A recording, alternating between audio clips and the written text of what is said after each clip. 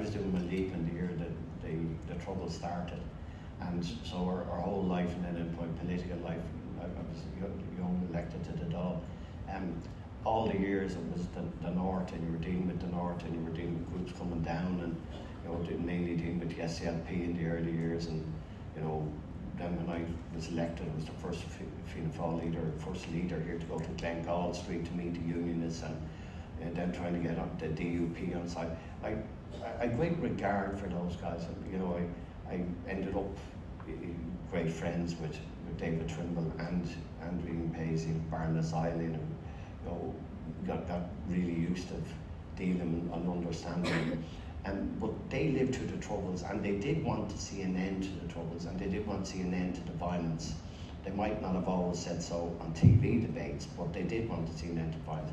I think the difference is now with political leaders who perhaps don't remember that much about the Troubles and are watching over their shoulders politically, and we're not seeing the same bravery. And talking about the bravery of what I mentioned earlier about David Trimble, staying in the talks when the DUP walked out. The fact what a lot of people in the South don't give Ian Paisley credit for.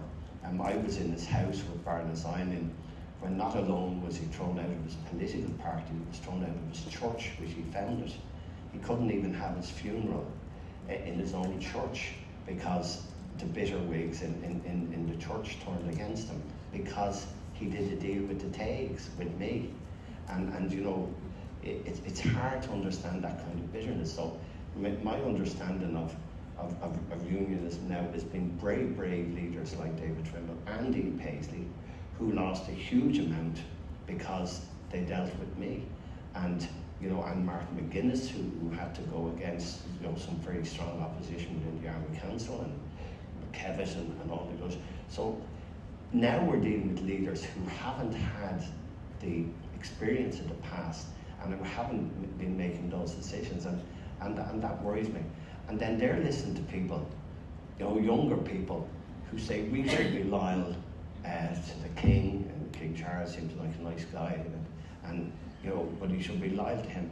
But I mean, the British don't really care about them. I mean, someday they have to realise that Athlone would be a nicer place to be dealing with than number 10, and I do hope they do.